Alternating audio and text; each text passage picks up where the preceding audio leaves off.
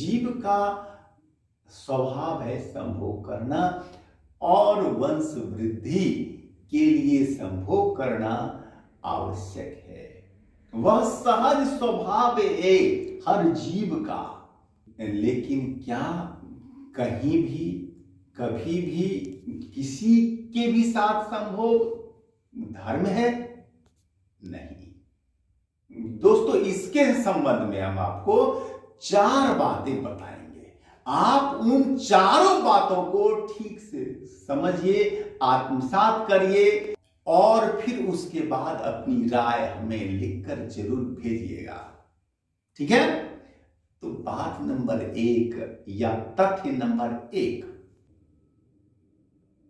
शेर, चीते, गधे, कोई भी जो अन्य जीव है वे रोज रोज संभोग नहीं करते।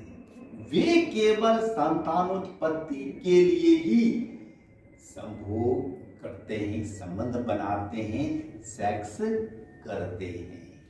तो इंसान भी दूसरे जीवों से इस संबंध में सीख सकता है कि संभोग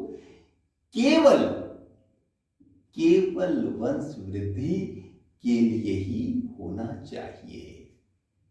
और नंबर 2, साथी को रखना खुश, यह भी धर्म है।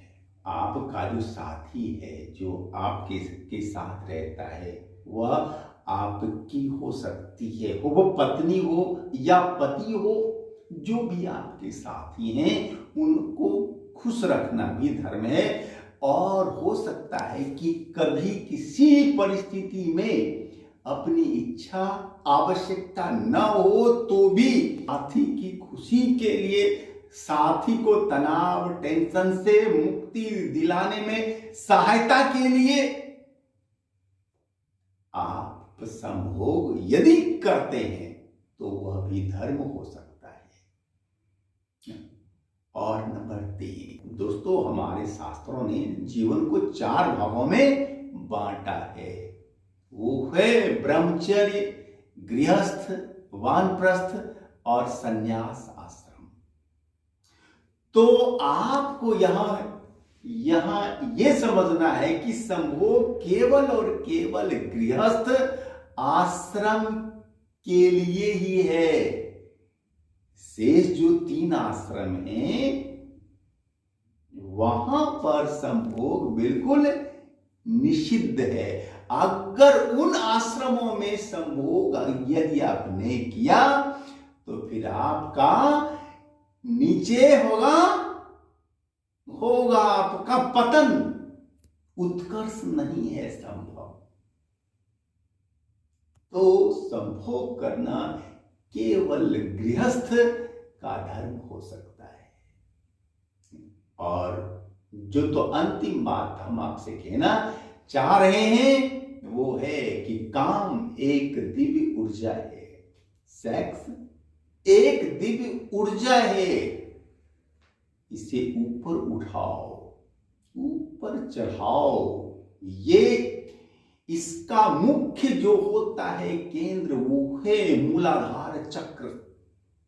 जब हम वहां से इस ऊर्जा को ऊपर उठाएंगे तो स्वाधिष्ठान, मणिपुर, अनाहत, विशुद्धि, आज्ञा चक्र होते हुए यह पहुंचे सहस्त्रार तक। और फिर आपको जीवन का लक्ष्य होगा प्राप्त। फिर आपको दिव्यता का पूर्ण बोध होगा। आप राई से पहाड़, दूध से फूल, क्षुद्र से महान हो पाएंगे। यदि काम की दिव्य ऊर्जा को हम ठीक से उपयोग जीवन में कर पाए तो फिर हर कुछ पाना संभव है।